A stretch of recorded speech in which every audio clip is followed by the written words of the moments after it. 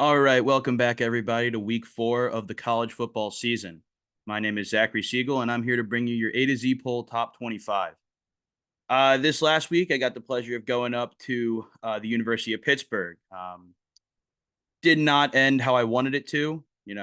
My Mountaineers ended up losing a heartbreaker late, but that's how college football goes, and we'll bounce back, and conference play starts this week. Uh, on the other hand, I'll be at Temple this weekend, Utah State Temple. If you're there, I'll see you there. This week though, we had a lot shake up. It was a crazy week of college football as it always is. So let's just get right into it. For the first time this season, there is a new number 1 on our poll, and that would be the Texas Longhorns.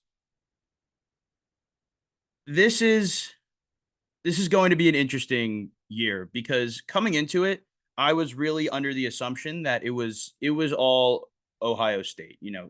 Georgia's a really good team, but I was thinking schedule wise, and I really didn't know how Texas would look just as Texas, right? We've heard for years, oh, Texas is back, but I mean, they haven't been for a while. So to finally see some of these wins that Texas is having is is crazy. The Michigan win was crazy, and this week beating UTSA 56-7 is it's UTSA, but it's still very it's still a very impressive win nonetheless.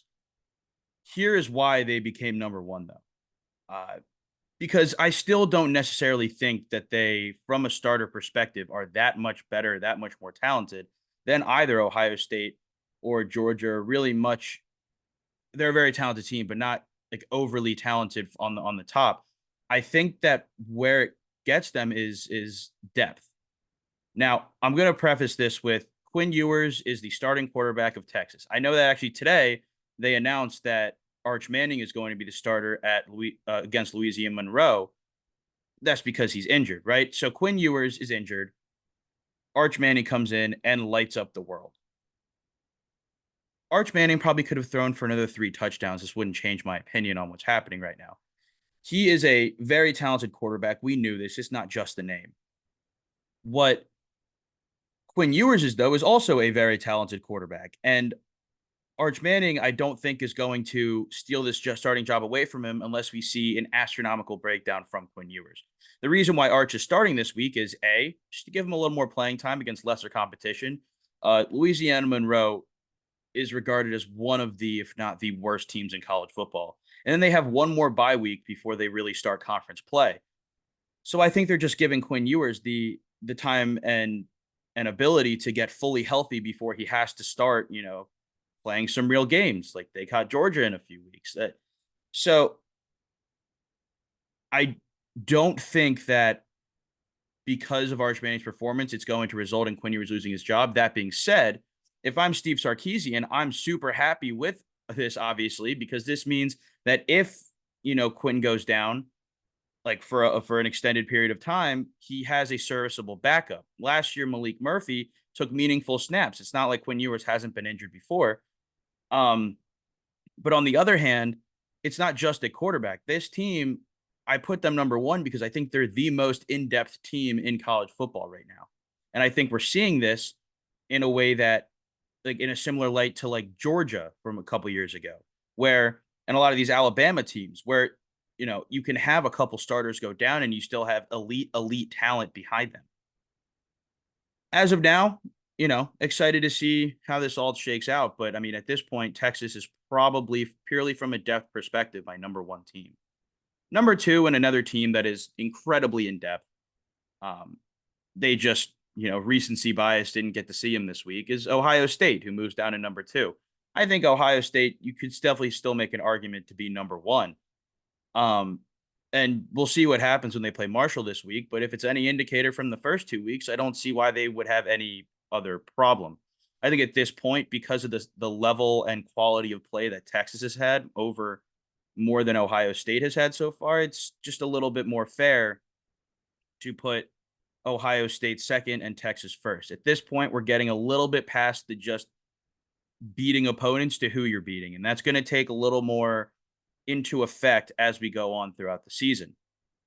Kind of a funny anecdote coming into this coming to this Ohio State Marshall game this week is Marshall's head coach Charles Huff offered Ohio State players free all you can eat Tudor's Biscuit World if they transferred to Marshall.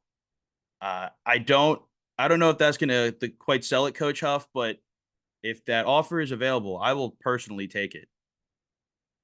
Number three, so a team that I said I was high on last week, and I'm apparently even higher on this week, is Miami. They've just been playing really good football. Um, they beat Ball State this week 62 to nothing.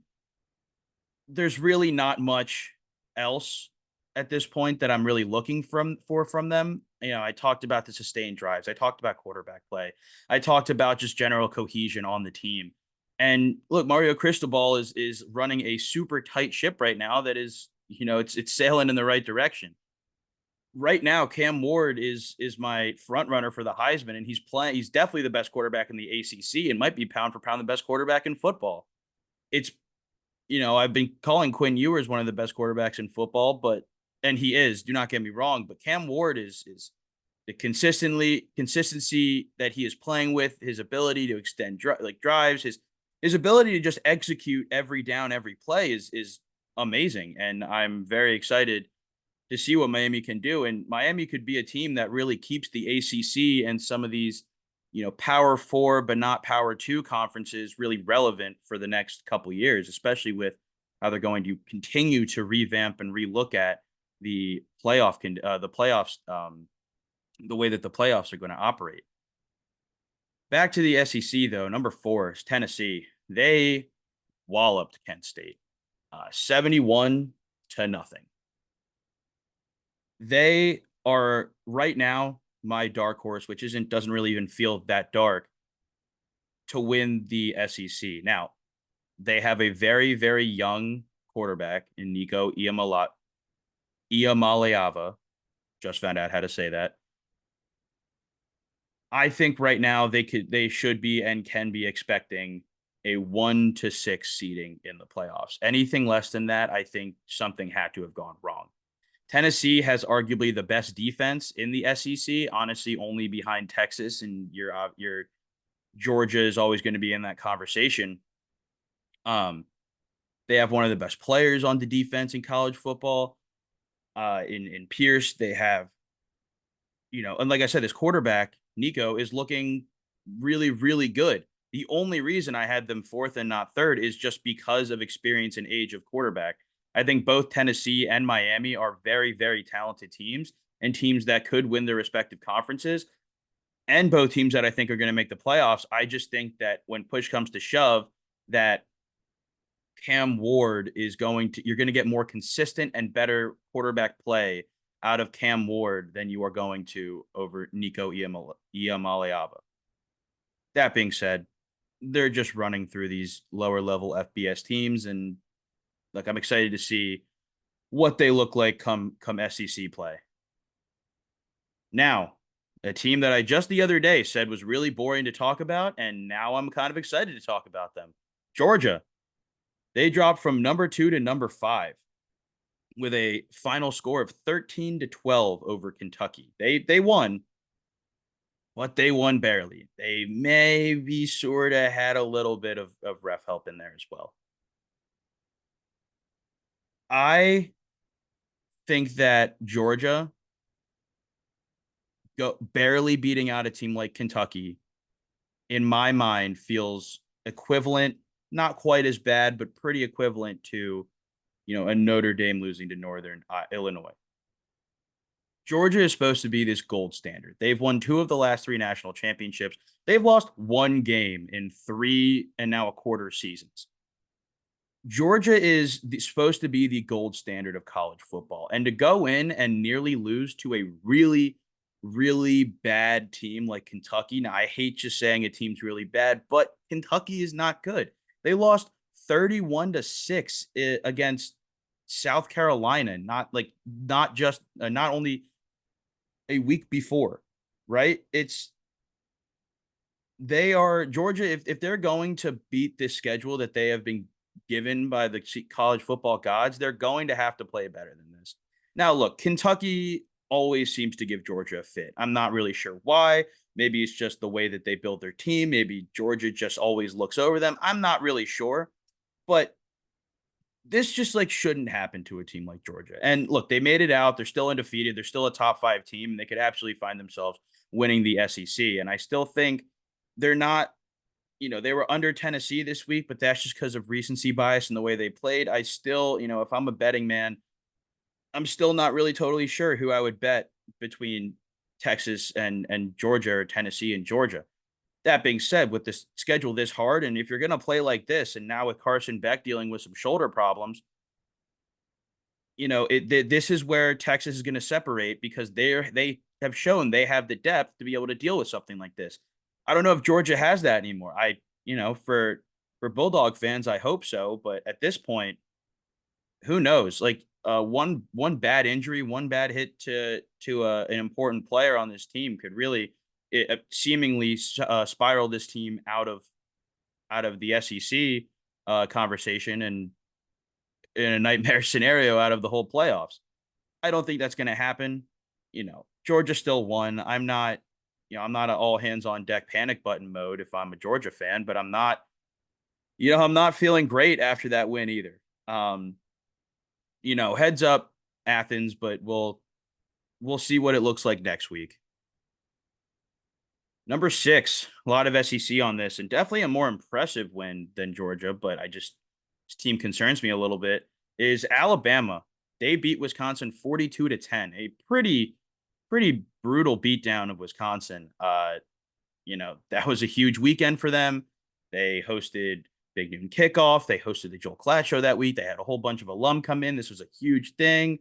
You know, crazy jump around. It was insane. But Alabama came in and handled business. And I'm not really sure if this is an Alabama handling business situation. And don't get me wrong, Jalen Miller was insane. He threw for 207, or he had 271 total yards and 5 total touchdowns.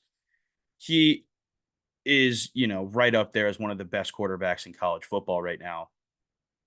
But this defense, man, it scares me. It's a really, really young defense. They lost a good amount of players for this defense, like Caleb Downs in the portal. I think that at this point, the reason they're even still this high is because it's still Bama, right? I'm not necessarily willing to give them the same benefit of the doubt, as I said last week, as when they had Coach Saban, but it is still Alabama, right?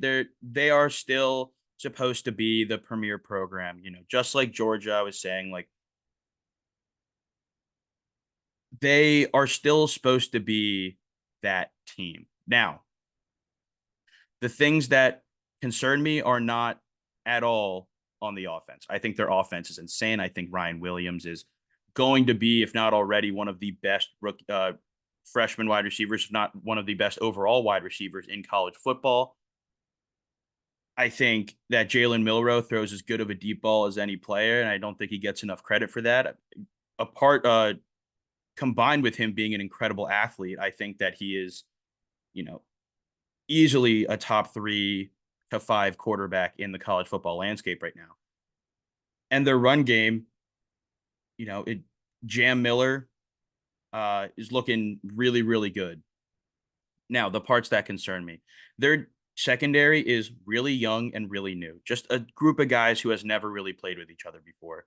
And while the talent is there, the talent is absolutely there to be a lockdown secondary, to be able to shut down these SEC programs. That they clearly shut down a Big Ten opponent right there. They're letting a lot behind him. We've seen this a lot. Like, they've gotten really lucky at times too. And it's not just that, right? If you were just dealing with just a little bit of miscommunication in your secondary, then I'd be thinking, this isn't really something to be concerned about, because you're handling things everywhere else. But I just don't think they're handling things everywhere else too.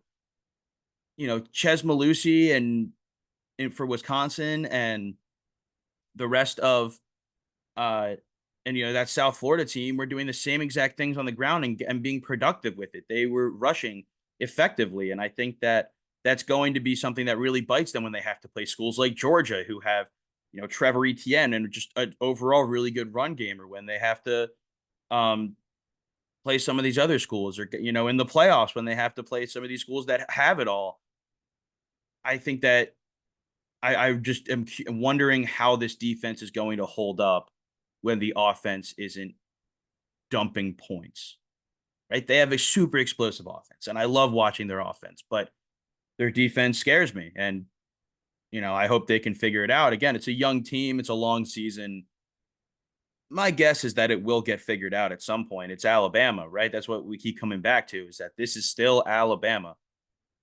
But if it doesn't, it's not going to magically happen. This is going to be really on Kalen DeBoer and a real big test in his first season to see what kind of program he's and legacy he's going to bring to Tuscaloosa.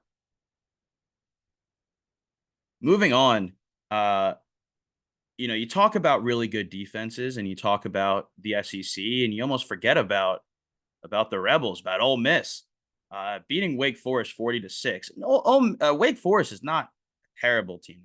Don't get me wrong; they're not a really really good team, and they're not going to get they're not going to be competing for an ACC championship, but they're not the competition they were playing last week or the week before, right? These FCS teams that they were just dominating, and they're still dominating, right? And we're going to see what happens once we join SEC play. But I mean, through 3 weeks of the season, Lane Kiffin's squad has yet to give up a touchdown. They have collectively outscored their opponents 168-9 over this time.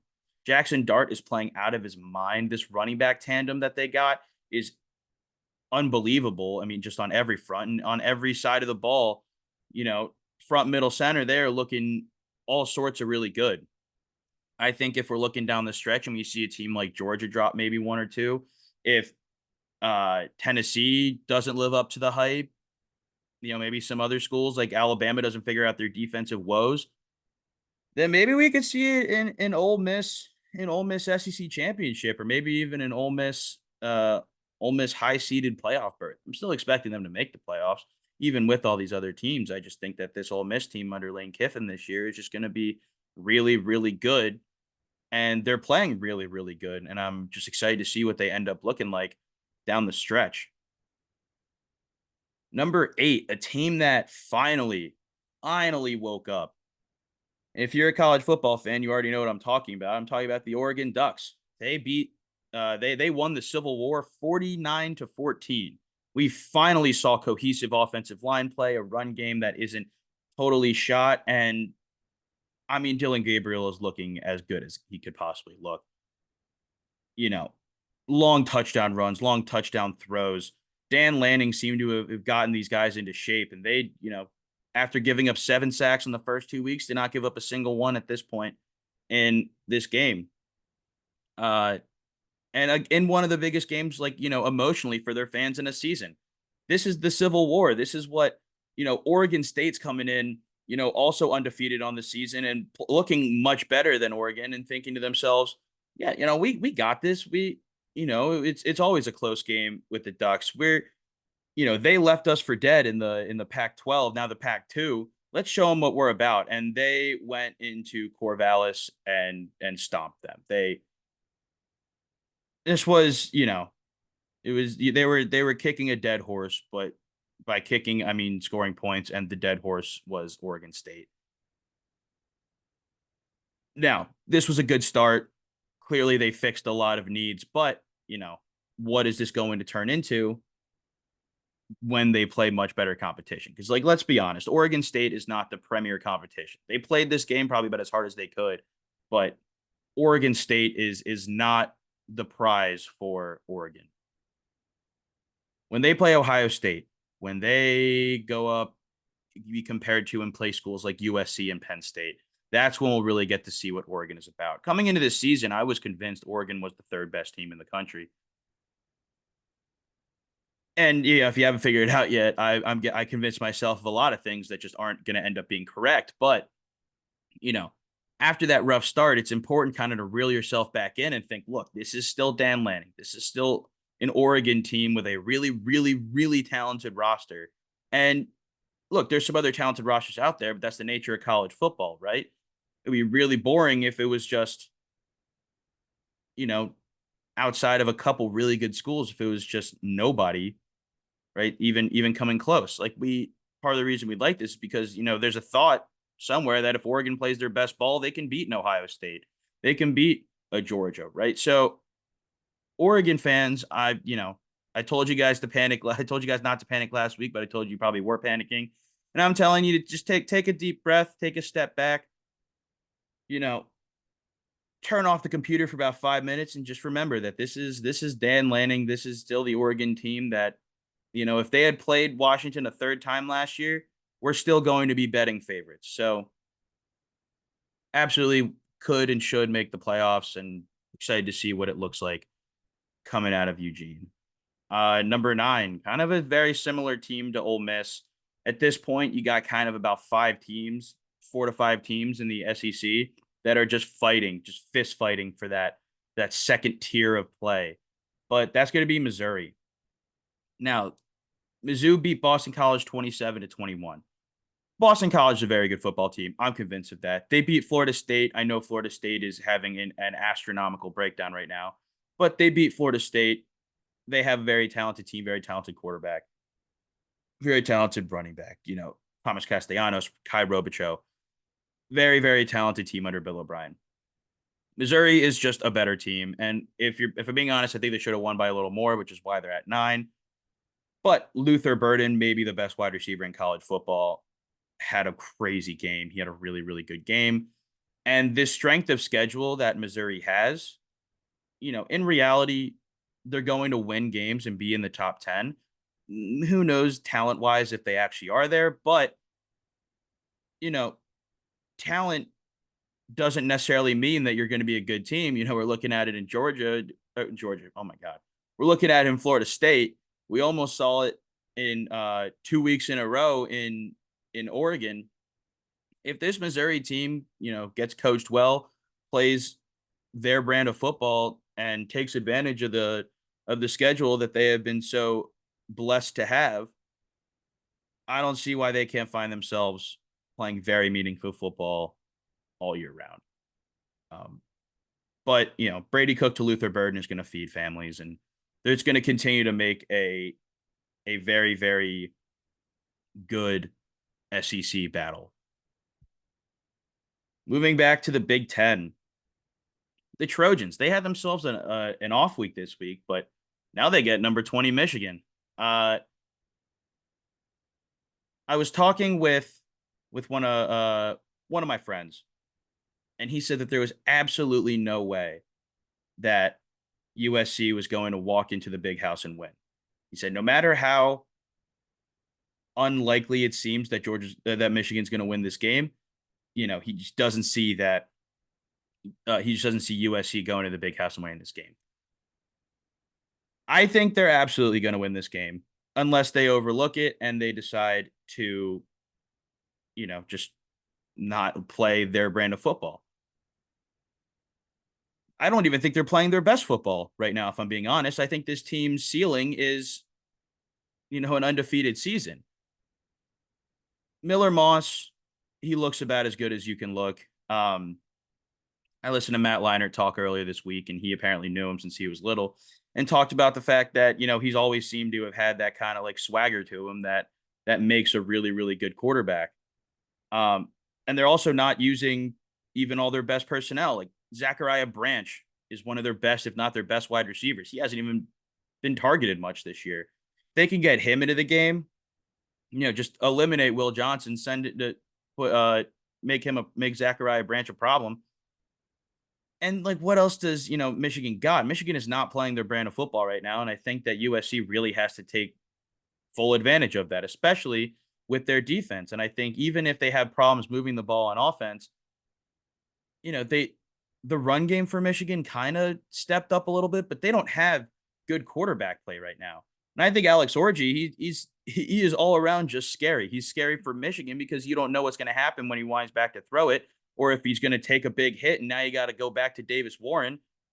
And he scares me for USC because he could just take off at any time, right? He's a running style quarterback. He has a strong arm. He doesn't have finesse on the ball, but he has the ability generally to get the ball, you know, to or past an opponent, right? So I think this game, if USC controls it, if they play their game, it can look, anywhere from a slow game that like Michigan just soaks out and ends up, maybe winning or coming close, or it could be like a Texas situation where USC just proves to be too fast and you know, too much for Michigan to handle.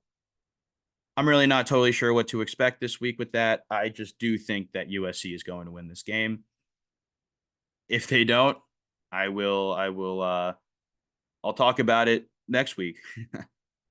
Number 11, and kind of another situation of a team that just didn't have that great of a last showing and didn't play this week. So due to recency bias is now dropped out of the top 10, but that's Penn State. They had no game this week. They have Kent State next week. And the week after that is when they start Big Ten play, where they get Luke Altmaier and the Fighting Illini. Illinois has been a really, really good team this year, and I'll talk about them later. Spoiler alert, they made it on the list this week. I'll talk about them later, but Penn State, if they play like they did against Connor Bazelek's Bowling Green, I don't know what they're gonna become.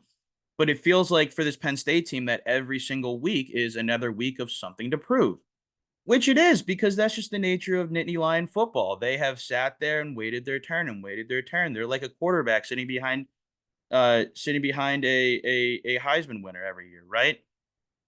It seems like every year they think, okay, this is going to be our year, and they just can't get over the hump. They can't get over Mount Michigan and the Ohio State Hill, right? Now it's their time to do that. But every time they struggle, every time they kind of buckle a little bit, people think, oh, well, that's it. Penn State really is just second fiddle all the time, and it doesn't matter. Now that the West Coast teams are in here, they're just gonna run them out, and Penn State's gonna fall even further down the totem pole. But I mean, Penn State also can take the completely opposite route and prove everybody why they are consistently a top 10 to 15 team in college football. They played really, really well in Morgantown week one. They played less well, back home against Bowling Green the next week. And if they could actually go out and have a pretty much, if not completely undefeated season the rest of the year, I don't at all see that outside the realm of possibility for them. But I do think they are still, until they prove me wrong, a step below Ohio State. Now, getting into the Big 12, Utah. They beat their rivals 38-21, Utah State. Not really their main rivals, but one of the oldest rivalries actually in college football. Learned that the other week. Yeah, they beat them 38-21. Again, it's Utah State. It's Utah State. It's not anything, craziest competition, but did it without their starting quarterback. Cam Rising, I'm not really sure when he's planning on returning. I haven't just seen anything about it at the time of the recording. But I mean, backup quarterback Isaac Wilson played very well. And I absolutely think that he could, lead them to a victory coming up. Unfortunately, they're playing one of the better Big 12 teams in Oklahoma State, a team that, again, we'll talk about later, but looks to be a threat in all phases of play. From running the ball, which they've proven to do really well, to Alan Bowman going pretty ham last week, kind of out of nowhere, in a way that I didn't really think Oklahoma had the capabilities to do.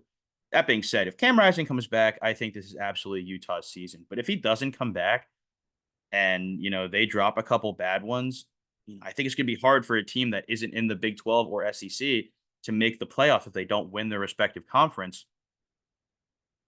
So I just, I have a hard time if they don't win the Big 12, seeing them making it. That would be a pretty rough season considering I'm not really sure Cam Rising can come back for a 15th season. If he comes back, nothing to worry about, Utah fans. This is still going to be a very tough game against Oklahoma State, but I still think that Utah is overall the better team right now. If he doesn't come back, a little bit more to worry about, but look, Whittingham is a great head coach, and I think he'll put together a pretty solid game plan as it goes for this upcoming matchup. Now, Let's get back to them Cornhuskers. Nebraska. They beat Northern Iowa 34-3. Next week, a team that I just recently talked about, Illinois. They get the Fighting Illini to start off their Big Ten play. And I think this is going to be a very, very telling game. Look, they beat Colorado, but at this point, I'm not really sure you can consider Colorado that good of a team. And outside of that, they've pretty much only beaten FCS and Group of Five teams. Dylan Raiola's looked really good. This whole team has looked really good. This defense has looked very, very good. And again, I've said this before, but they are a team that was just really missing a quarterback last year. And Dylan Raiola just not turning the ball over 50 times in a couple game span is going to get this team over the hump.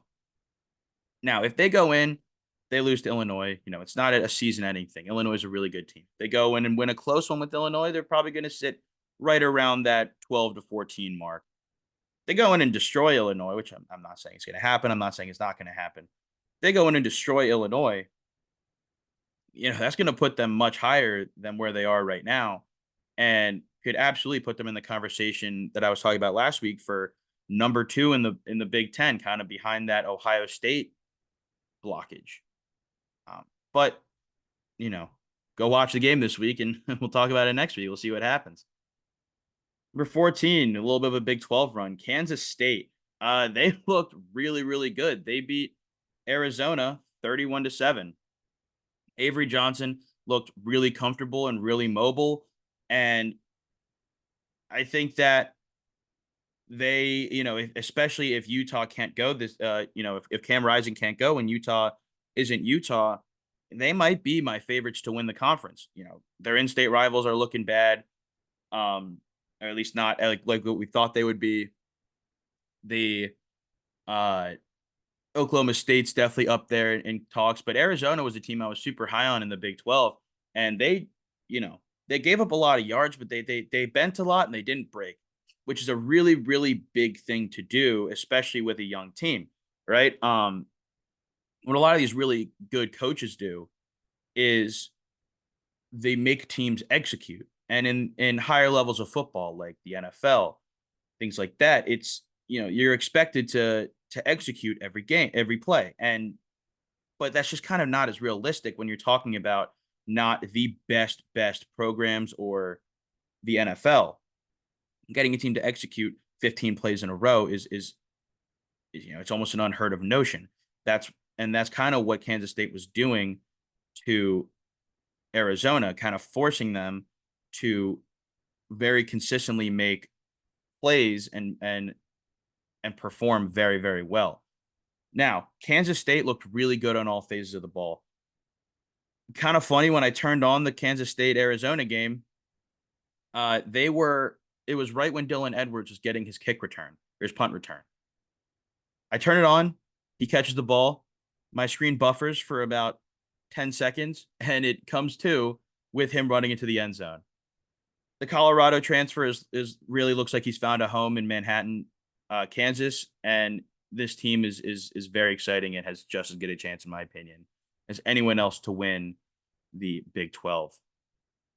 Now, kind of going into a lower level of SEC play. When I say lower level, I mean just unfortunate circumstance combined with I just don't think they're going to be as good as these higher teams, but Oklahoma. And I'm not trying to, crap on Oklahoma here. I think that they're a very talented team. And look, they beat Tulane last week 34-19. But I do think that they are just not quite on that level of, the Texases and Georgias and Tennessees of this year. They've yet to surpass 200 yards in the air. Like Jackson Arnold just needs to be doing better. And that's with some pretty good wide receivers on the outside. Like Deion Burks can absolutely, burn almost anybody in the country. And the fact that Jackson Arnold either isn't getting it to him or isn't seeing him is a little bit of a problem in Norman. Their defense this week looked really, really good. We had 3 sacks from Angelo Anderson, Patrick Jenkins, and Tyler Grubbs, who also accounted for an interception this week. So look, their defense is doing it all, and it's kind of keeping them in games. But we're going to need to see more from their offense, especially if they're going to survive this 5-week gauntlet that they're about to go into. That includes Tennessee, Texas, and Ole Miss. And it's not like this team isn't going to. It's not like the 2 weeks that they're not playing those teams aren't going to look really easy or anything. They're in the SEC. Nothing's easy. They get Auburn and South Carolina, which South Carolina almost just took down LSU. And Auburn, I think, is a very, Peyton Thorne has been absolutely slinging it. And I think that Auburn is definitely a team that could shock some teams this year. Could definitely find themselves with a top 10 ranked win later in the season if they catch somebody napping. Staying in the same state, Oklahoma State, a team that I kind of just spent the last couple minutes saying that they weren't at the top of the Big 12, but now we're talking about them, and I think that they absolutely can be at the top of the Big 12. They beat Tulsa this week 45-10, and next week get Utah. Again, I do think that much as I want to give Oklahoma State their props. I do think that at this point, Utah is probably a better overall team than they are with Cam Rising. I think without Cam Rising, I might be leaning Oklahoma State here. The thing that shocked me this week about Oklahoma State, and a very good thing for Cowboy fans, is they proved to be able to win in a way that they haven't really been winning. Their MO has been stay on the ground, pound the rock, continue on forward. This week, Alan Bowman threw for nearly 400 yards, and their two-star receivers, Dejon Stribling and Talon Shetron, had over 100 yards each. I think that the ability to do that combined with one of the best run games and a very, very solid offensive line. I cannot say better things about this line. I swear I've talked about them every single week. This offensive line has now proven they can, they're good going forwards or backwards. If Oklahoma State is actually as dynamic as we might think, and they're not just beating teams like Tulsa like this, then I don't see why they can't win the Big 12 either. They played in a Big 12 championship last year against Texas, and I'm almost willing to say that if Texas wasn't in the Big 12, they might have won it. But now we have a whole nother slew of teams in the Big 12, and again, we'll see what happens this week against Utah, but I'll probably be watching that game. Number 17, LSU. I think our first team on this list with a loss. And honestly, maybe they should have had a second one this week. They did not look that great in their 36-33 victory over South Carolina. Garrett Nussmeier has a strong arm, but he's not as good as Jaden Daniels. They don't have as good a wide receivers as they did last year. Their run game is fine. It's probably about even to maybe even a little better than it was last year. But this defense, look, grinding out a gritty victory in South Carolinaville is good. It's good for morale. It's good for a team to be able to show a little bit of adversity, of overcoming of adversity in their situation. I just don't think that LSU has what it takes right now to take that next step. This defense looks lackluster to say the least. I don't know what Brian Kelly is going to do. I think he's still a good head coach.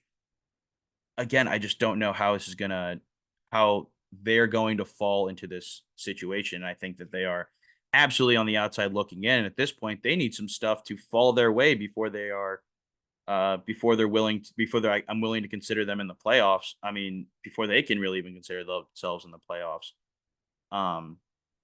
But at 18, a team that I sneakily think could make the playoffs, especially if they shock some people in the ACC, is Louisville.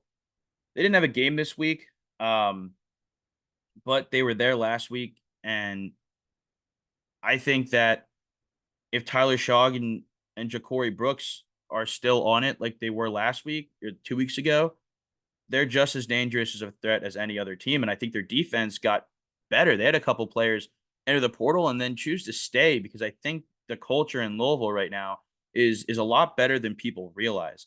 I think that a lot of people don't kind of think of Louisville as a top tier program right now in the ACC.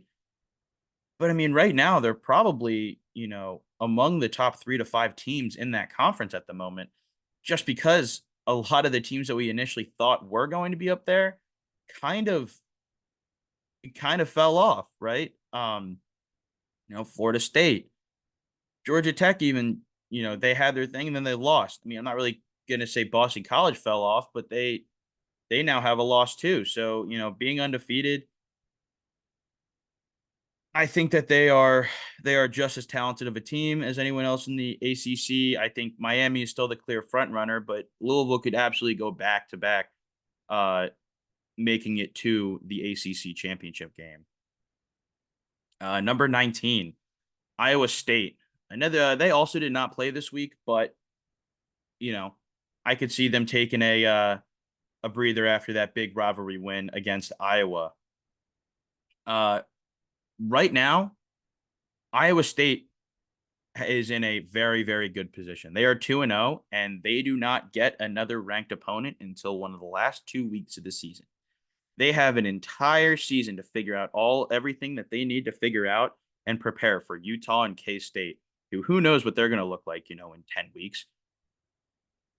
They are very, very lucky that they don't have to play a lot of teams, because I think that I'm not sure if this team is built for a super extended, tough schedule. Now, most teams aren't, but what I do think this team is built for is experience.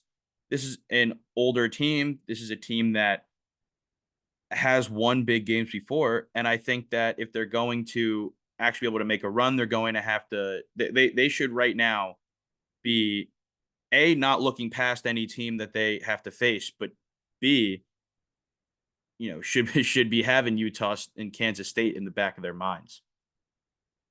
Number 20, a team that I am just getting increasingly less high on every day, is Michigan. They beat the Red Wolves, Arkansas State, 28-18 this week. It's not. I mean, what are we doing here, guys? If I'm Michigan, if I'm a Michigan or a Michigan fan, I'm pressing the panic button. It's beep. It's been pressed. Their quarterback situation is lackluster, to say the best. I don't think it's a good quarterback situation. Davis Warren threw 3 picks last week against Arkansas State. Not Arkansas, not a team that's playing very well, very good football right now. Arkansas State, a team that is not probably playing that good. I don't know. I don't watch a lot of Arkansas State football. What I do watch is them make Michigan look very, very bad. Alex Orji doesn't really look that good either. He didn't look super great at the end of last season. We kind of thought he'll have a whole season to work with coaches, to work with Sharon Moore, and have, all the time he needs. But then he just didn't get better. And Davis Warren, won the starting job, and then he threw 3 picks against a borderline FCS team. And now we're looking at, they're looking down the barrel of a hot USC team who is looking to come in and embarrass them again. I'm not sure what Sharon Moore is saying in that locker room right now, but he better have this team fired up, because if they take down USC, they are right back in this conversation. They are back up to probably a top 15 team. Not totally sure. We'll have to see how everything shakes out. They are right back up there in that conversation, and they are more than part of this, borderline second tier of Big Ten play. But if they go in and just roll over again, I don't know what's going to happen. Their defense is not looking great. One thing they did last year that they're just not doing this year is they did a lot of things right out of they perfected one defense. They were able to do a lot of things out of this one defense. This year, they are okay at like 4 different defenses, and it seems like none of them work with each other, and they are almost bending to the will of their opponents, right? They're playing reactionary defense instead of attacking and doing what they did last year, just beating them with their size and speed and technique, and it's just not happening this year. This is just such a talented team right now that it's just not, but it's just for some reason not clicking for them. Like, I hope for Michigan fans that it all works out, but I am not, my hopes are not super high at the moment. All right. Another team that my hopes are just not super high on, but we talked last week. I don't know what to think about this team, but that's Clemson. No game this week. They put a beating on App State last week. and they got beat really, really bad the week before. Um, I think Clemson is still firmly in the conversation for the ACC because I think almost anybody right now is firmly in the conversation for the ACC because the ACC is a subpar conference sometimes. I think Miami's really good. I think Louisville is pretty good. Outside of that, I don't have a lot of faith in the rest of this conference, but I do have a lot of faith in Dabo Sweeney still. And I think that Clemson, if they learn how to dump points on opponents that in meaningful games, like they dumped points on Appalachian State, I think they're going to be very good. And I think they could absolutely be playing against Miami or maybe Louisville in an ACC championship. Wow. Three teams in a row that I'm just very concerned and not really sure what to think on. Notre Dame, they routed Purdue 66-7. A week after not being able to score at all against Northern Illinois, they seem to not be able to stop scoring against a Big Ten opponent in Purdue. Now, Purdue is not a very good team, but I mean, what is happening? Like, this is a very similar, this is such a different, what, not just not what I was expecting out of this Notre Dame team. And to further confuse things, Riley Leonard still looked like horrible in the pass game. He is yet to throw a touchdown this year, but on the ground he had 100 yards and 3 touchdowns. So I don't know what to think about this team. I know that it seems like when they want to, they can absolutely win in the trenches, especially with talent and size. But I don't know how this is going to turn out later on in the season when they have to play a USC or even a Florida State, um, which is a team that could absolutely turn things around this season. If Riley Leonard can figure out how to sling the ball in the air, this team is a team that could definitely make the playoffs if some things fall their way. If he can't figure out how to throw it, some of these better teams, especially a team like USC, who finally kind of found themselves a defense, is just going to stuff them in the backfield and send them home packing. If I'm a Notre Dame fan, I'm actually rooting for USC the entire year. I want USC to look really, really good until the game that they play you in. Because if they look really good and they're a team that everyone thinks should be in the playoffs and then you beat them, that puts you right back in the playoffs. And that's pretty much the only way that I think right now you guys can make it outside of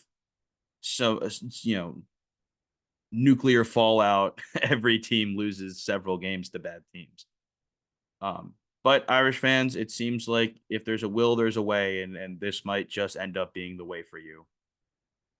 23. Give a warm welcome to our newest member of the A to Z poll and our first group of 5 team to make it, the Memphis Tigers. Uh, Looking 3-0, one of their only potential losses on the season coming in that people were really counting on was Florida State. And I know they've fallen off, but Memphis rolled into Doak S. Campbell Stadium and they routed them. I mean, DJ Uungalai did not look good, but we're not expecting him to look good. And they beat them 20-12 in their home stadium. This 12th seed of the playoffs seems to be Memphis to lose at this point.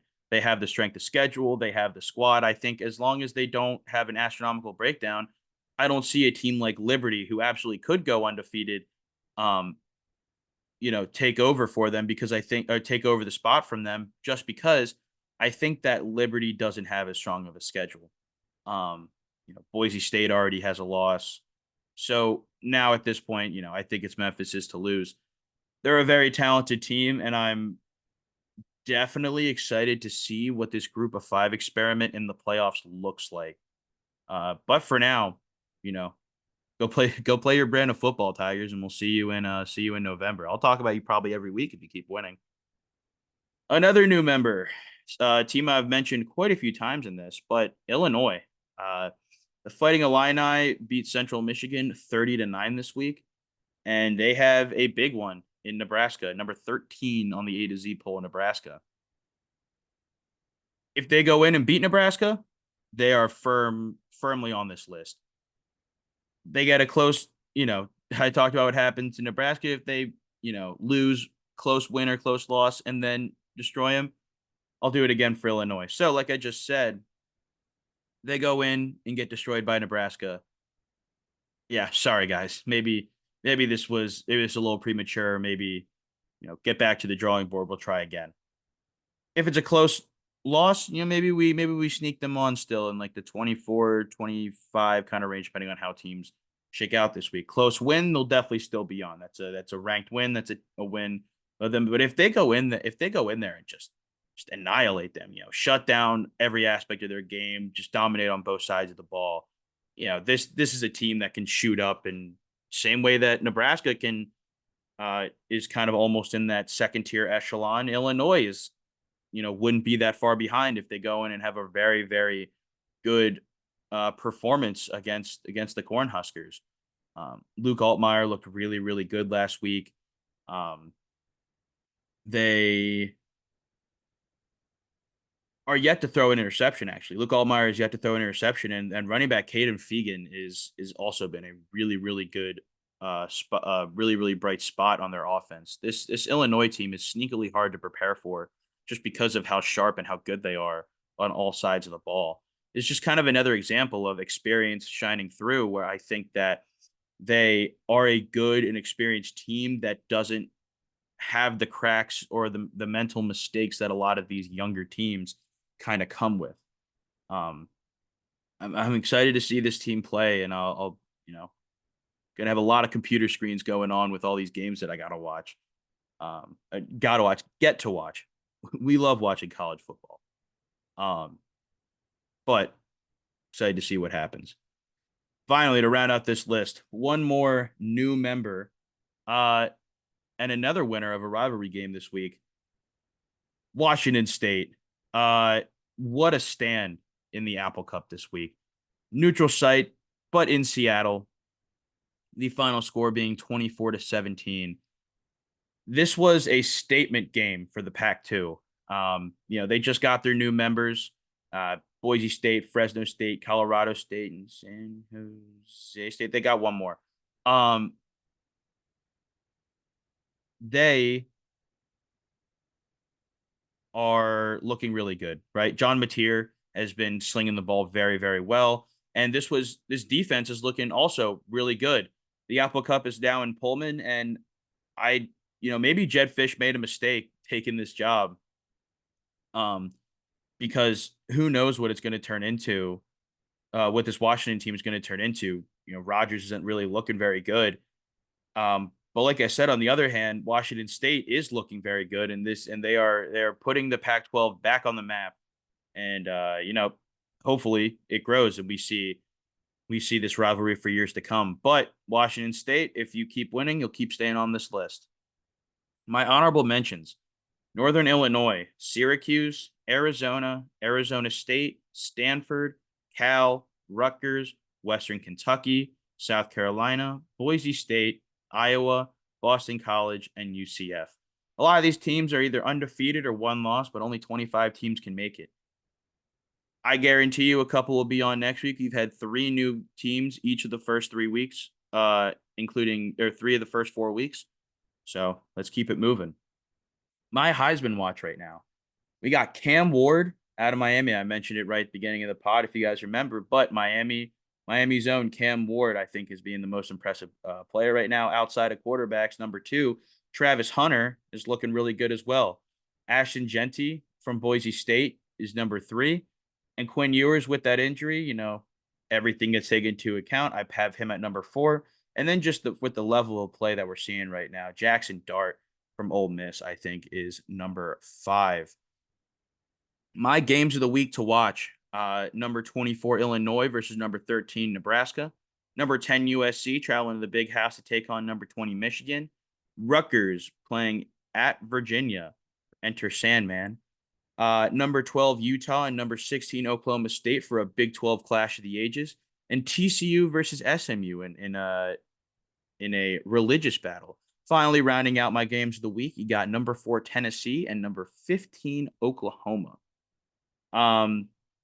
Thank you guys for listening. This is about all I got this week. Go watch some college football, and I hope your team wins.